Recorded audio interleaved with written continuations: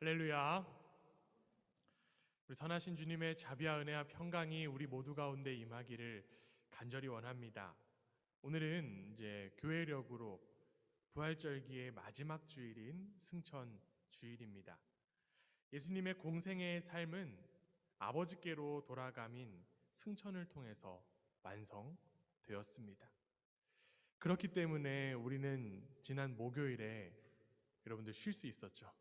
네, 여러분들 쉬신 이유가 예수님의 공생의 삶을 완성하셨기 때문에 우리는 쉴 수 있었습니다. 모처럼의 휴일이라 감사하게 쉼을 누리셨겠지만 우리는 그날의 의미를 분명하게 알고 있어야만 합니다. 왜냐하면 우리는 그리스도의 삶을 따르는 그리스도인이기 때문에 그렇죠.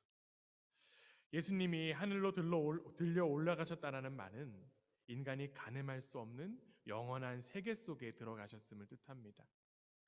예수님은 세상에 사시는 동안 스스로 길이 되어 사람들을 하나님께로 이끄셨습니다. 그 길이 하늘과 이어지는 것은 당연한 일입니다. 우리도 세상에 사는 동안 그 길을 잘 걸어야 어디에 이를 수 있을까요? 하늘에 이뤄서 이룰 수 있습니다.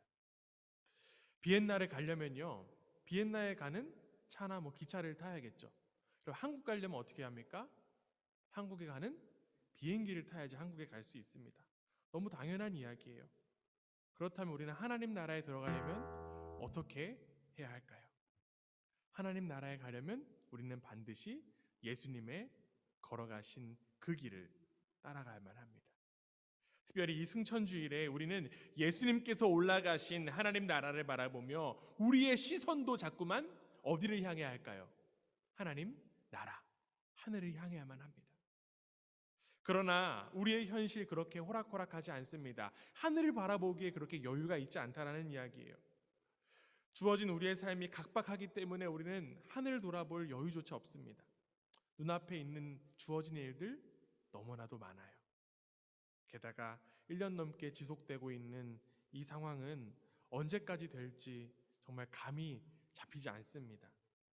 물론 우리 교우들 가운데에도 백신을 이미 맞으신 분들도 계시지만 문제는 이 백신을 맞는다라고 해서 당장 이 문제가 해결되지 않는다라는 것입니다. 이로 인해서 우리의 마음 어떻습니까? 자꾸만 지쳐가기만 합니다. 뿐만 아니라 들려오는 뉴스들 어떻습니까? 이스라엘과 팔레스타인이 충돌이 다시 재점화되어서 수많은 사상자들이 발생했다는 뉴스를 들었습니다. 또한 계속되는 미얀마의 사태는 더욱더 악화되고 있고요. 또한 우리가 살고 있는 이 땅 오스트리아에도 끔찍한 살인사건이 일어났다는 뉴스를 접하곤 합니다. 더 나아가 우리가 가장 민감하게 반응하는 우리 조국 대한민국의 소식은 어떻습니까? 우리는 끝없이 나열할 수 없는 이 현실의 문제로 인하여서 쉽사리 하늘을 바라보기가 참 어렵습니다. 그러나 여러분, 이럴 때일수록 우리는 하나님의 말씀에 귀를 기울여야만 합니다. 태초의 빛이 혼돈과 공허와 흑암을 뚫고 나왔음을 우리는 자꾸만 믿을 수 있어야 해요. 그래서 하나님의 지혜 앞에 서서 절망의 어둠을 빠져나올 수 있어야만 합니다. 이 모습이야말로 예수 그리스도의 승천을 바라보는 이들의 모습인 줄 믿습니다.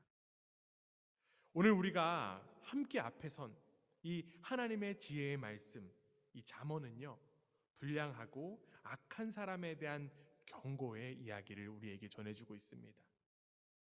오늘 본문을요, 원어로 보면 이 불량한 사람과 악한 사람을 동격으로 표현하고 있어요. 여러분, 불량한 사람이라고 하면 어떤 이미지가 떠오르십니까?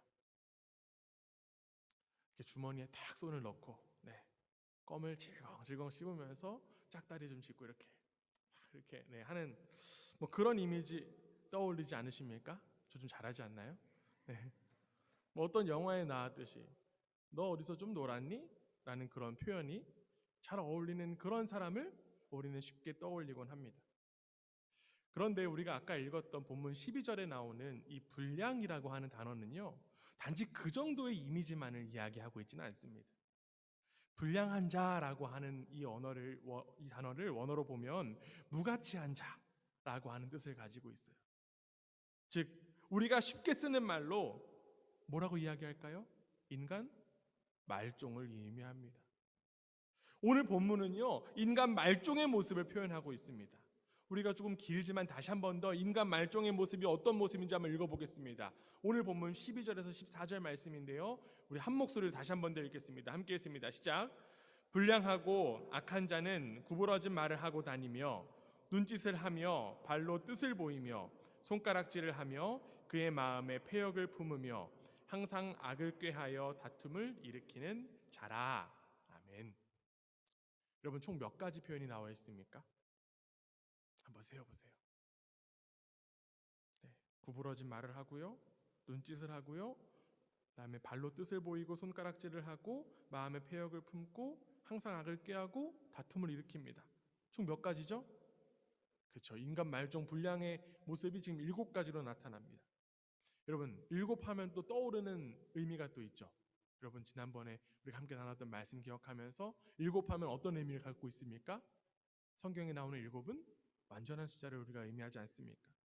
성경은 7가지의 모습을 통해서 이 완전한 악인, 이 완전히 불량한 사람, 완전히 인간 말종에 대한 이야기를 지금 그려내고 있습니다. 한자로 악이라고 하는 이 한자는요, 버금 아 자와 마음 심자가 결합된 이런 단어입니다.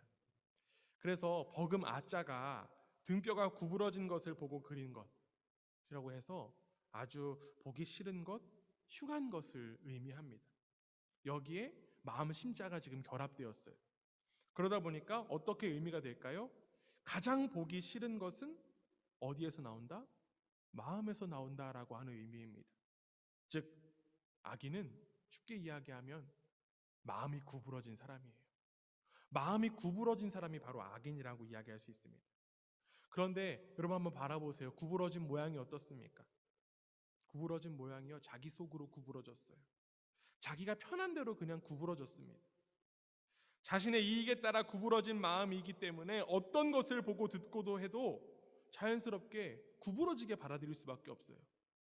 그리고 더 나아가 구부러진 그를 통해 나오는 모든 것들, 어떤 것들 나오겠습니까? 당연지기 구부러진 것들만 나올 수밖에 없습니다. 구부러진 마음에서 나오는 대표적인 그 구부러진 그것이 지금 오늘 본문 12절에서 표현한 구부러진 말입니다. 요즘 우리는요, 문자 중독이라고 할 만큼 많은 정보를 접하며 살아가고 있습니다. 하루 종일 여러분들 글을 접하고 있잖아요. 그러다 보니까 우리는 우리의 삶은 늘 언어의 영향을 많이 받습니다. 그런데 안타깝게도 우리가 주로 클릭하고 하는 그 언어, 어떤 언어들입니까? 사람들이 많은 이들에게 클릭을 받기 위해서 어떤 언어를 주로 사용할까요? 자극적인 언어 사용하고요, 또한 자극적인 제목을 자꾸 드러냅니다. 즉 구부러진 언어가 가득한 세상 속에 살고 있다라는 거예요. 그러다 보니 자신도 모르게 자꾸만 구부러진 언어가 우리의 마음속으로 자꾸 들어와요. 구부러진 것들이 들어오다 보니 우리의 마음 또한 자꾸만 구부러지게 되어버리는 것입니다. 왜냐하면 언어에는요 힘이 있기 때문에 그래요. 우리는 세상이 하나님의 말씀으로 창조되었음을 반드시 기억할 수 있어야만 합니다. 그리고 하나님께서는요 말씀으로 사건을 일으키셨어요. 그리고 하나님의 형상을 닮은 우리도 이 말로써 세상에 무언가를 만들어내곤 합니다. 여러분 한번 생각해 보세요.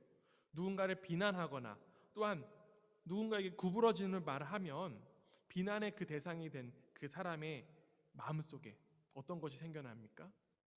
원망이 생겨나기도 하고요, 분노가 생겨나기도 하고요, 자괴감이 형성됩니다. 그리고 그것들이 고스란히 그 사람의 행동에 반영돼요.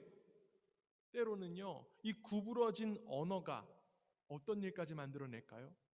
사람을 죽이기까지 합니다. 자주 들려오는 뉴스들, 어떤 뉴스들이 있습니까? 수많은 연예인들이 안타까운 소식이 들려오는데 그 이면을 들여다보면 어떻습니까? 구부러진 그 댓글들이 있음을 우리는 확인할 수 있습니다. 즉 우리가 무심코 내뱉은 그 구부러진 말이 누군가를 죽일 수 있다는 사실을 반드시 깨달아야 합니다. 여러분들의 입술에서는 어떤 언어가 나옵니까? 어떤 말이 나오십니까? 혹시라도 정죄의 언어, 심판의 언어, 조롱의 언어가 나온다면 내 마음이 구부러진 것은 아닌지 돌아보기 원합니다. 구부러진 언어가 자연스럽게 나온다라고 하는 것은 나라고 하는 나무가 이미 구부러졌다라는 것을 의미합니다. 언어뿐만 아니라 구부러진 눈짓, 구부러진 발짓, 손짓, 구부러진 나무에서 자연스럽게 나오는 열매들이에요. 여러분, 사과나무에서는요, 사과만 나올 수밖에 없습니다. 그러나 우리는 모두 새로운 피조물입니다. 예수 그리스도의 죽으심과 부활하심으로 인하여서 우리는 새로운 생명을 얻은 이들이에요.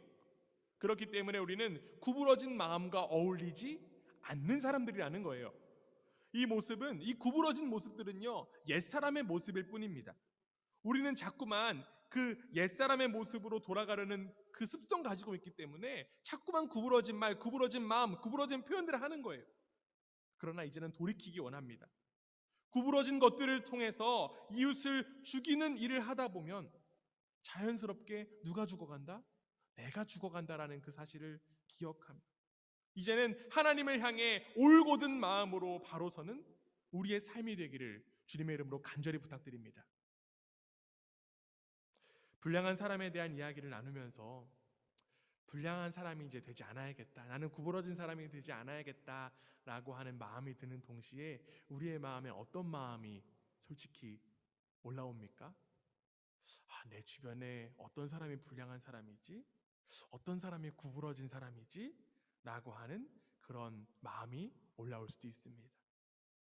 제가 예전에 이제 사역을 하면서 이 잠언의 말씀을 가지고 함께 매주 한 장씩 이제 교우분들과 성경 공부를 했던 적이 있어요. 그래서 매주 찌르는 말씀, 이 잠언을 통해서 은혜가 가득한 그런 시간들을 보내고 있었는데 그 성도님 한 분이 이런 질문을 하셨습니다. 목사님, 제가 잠언을 계속 보니까요, 악인이라는 표현이 자꾸 나오고 악인을 가까이 하면 안 된다라고 하는데 도대체 악인을 어떻게 구별할 수 있는 것인가요? 여러분들도 이런 관심 가지고 계실 수도 있을 거라고 생각합니다. 요즘에 이제 영상들을 많이 찾아보다 보니까 이런 제목들 많이 나오더라고요. 걸러야 할 악인들, 손절해야 될 사람, 뭐 이런 등등의 인간관계에 대한 이야기들 많이 나오는 걸 볼 수 있었습니다.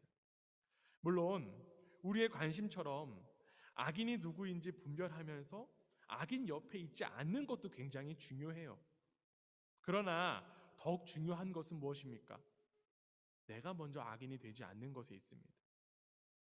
우리 유유상종이라는 표현 잘 알고 있지 않습니까? 그 표현처럼 비슷한 사람끼리는요, 자연스럽게 모일 수밖에 없어요. 내가 착한 사람이라면 자연스럽게 착한 사람이 옆에 모일 수밖에 없는 것입니다. 즉, 우리는 먼저 우리 속에 있는 구부러진 것들을 걷어내는 일들을 자꾸만 해야만 합니다. 그런데 문제는요, 이 구부러진 것들을 구별할 수 있는 기준점이 없다는 거예요. 모두 자기 자신을 기준으로 삼고 사고하고 판단하다 보니까 자신들의 시선에서는 모든 것이 올곧게만 느껴지는 거예요. 나는 제대로 하고 있는데 뭔가 좀 이상하다는 거죠. 나는 괜찮은데 저 사람들만 구부러진 것처럼 자꾸만 느껴집니다. 그래서 다른 사람들을 대할 때 어떻습니까?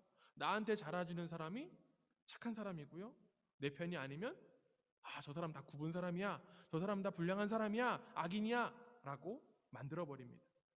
우리 가운데 기준점이 없기 때문에 그렇죠. 우리는 그 기준을 확실하게 잡아야만 합니다.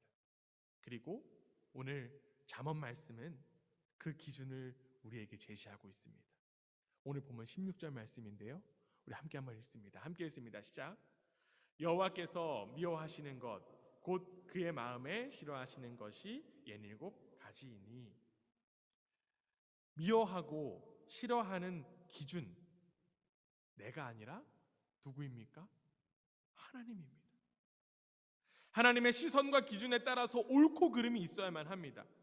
각자가 마치 하나님이 된 양 기준점을 잡고 있기 때문에 정죄와 비난과 심판만 오가는 것입니다.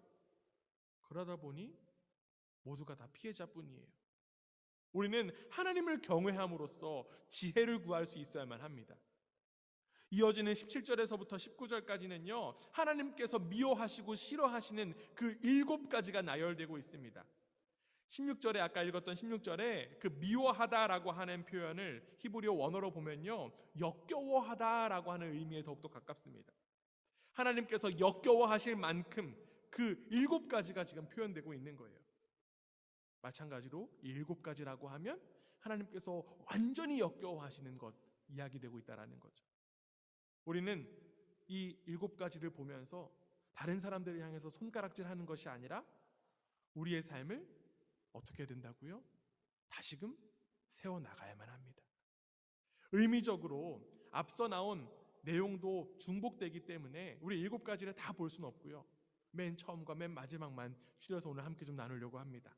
맨 처음 말씀 17절에 어떻게 되어 있습니까? 우리 함께 한번 읽어보겠습니다. 함께 읽습니다. 시작. 곧 교만한 눈과 거짓된 혀와 무죄한 자의 피를 흘리는 손과. 우리는 먼저요, 뭘 볼 수 있을까요? 교만한 눈을 볼 수 있습니다. 여러분 한 번씩 들어보셨을 거예요. 눈은 마음의 창이다라고 하는 표현이 있습니다. 특히 우리가 요즘처럼 마스크를 쓰고 다니는 그 시절이 되니까요, 사람들의 눈이 더욱더 도드라집니다. 그래서 요즘 들어서 더 그 눈 수술하시는 분들이 많아졌다라고 해요. 자신의 눈만 자꾸 보이니까. 네. 지금도 여러분의 눈빛을 자꾸 보니까 여러분의 눈빛이 저에게 뭔가를 이야기하고 있는 것 같습니다. 빨리 설교 끝나라. 여러분들 주변에 계신 분들 한번 이렇게 눈을 한번 둘러보시기 바랍니다. 네. 어떤 눈빛으로 여러분에게 이야기를 하고 있습니까? 그런데 여러분, 하나님께서 역겨워하시는 눈은요, 바로 교만한 눈이라는 거예요. 마태복음 7장 3절에 보면요, 이런 말씀이 있어요. 이 교만한 눈에 대한 이야기가 나오는데요, 어찌하여 형제의 눈 속에 있는 티는 보고 내 눈 속에 있는 들보는 깨닫지 못하느냐라고 하는 말씀이 있습니다. 저는 이 말씀을요, 신학교 이제 처음 입학해서 기숙사에 들어갔는데, 그 기숙사에 입사해서 같이 쓰는 룸메이트 선배랑 같이 이제 입방 예배를 드렸거든요.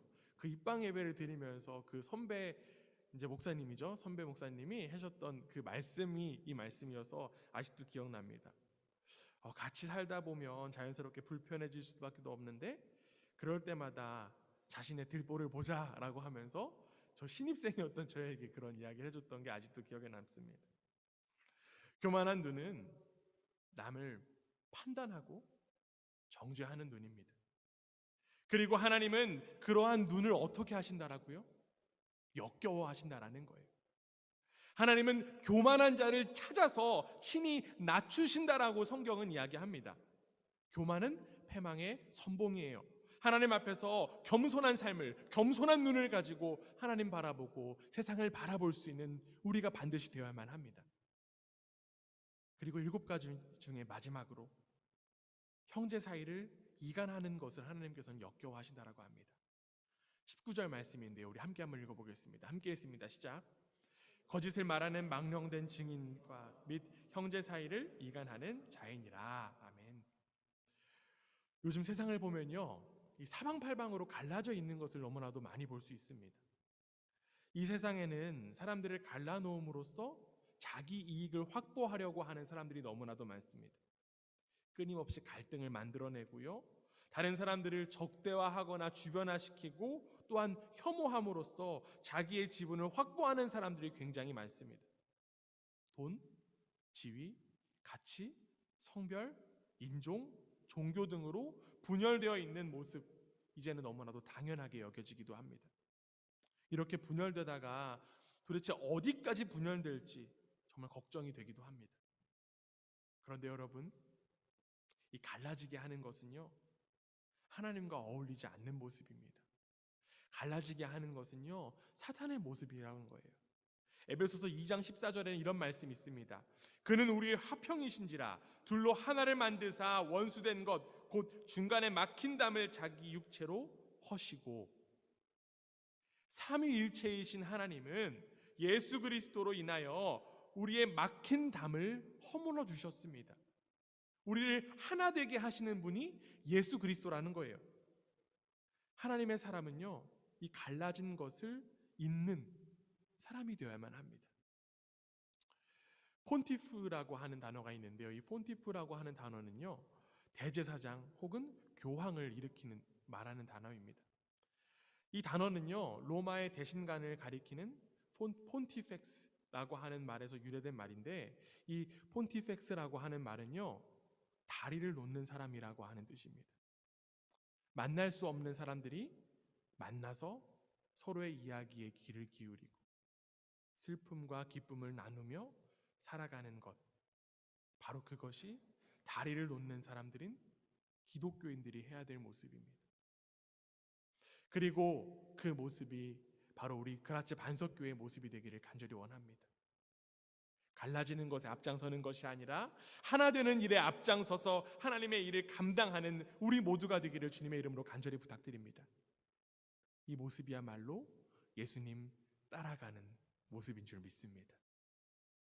하나님께서 미워하시고 싫어하시는 것을 다른 말로 표현하면 죄입니다.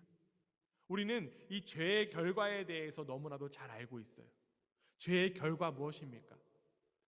그리고 오늘 잠언은 우리에게 다시 한 번 더 강조하고 있어요. 우리 아까 읽었던 오늘 본문 말씀 15절 말씀인데요, 다시 한 번 더 그 결과가 무엇인지 함께 읽어보겠습니다. 함께 읽습니다. 시작. 그러므로 그의 재앙이 갑자기 내려 당장에 멸망하여 살릴 길이 없으리라. 아멘. 하나님이 역겨워하시는 자, 즉 구부러진 자들에게 재앙이 닥칠 때 어떻게 닥친다고요? 갑자기 닥친다라고 이야기합니다. 여기에 멸망하다라고 하는 히브리어 원어는요, 쏴바르라고 하는 단어인데, 이는 토기가 산산조각 나듯이 완전히 부서져서 도저히 회복될 수 없을 정도를 의미하는 단어입니다.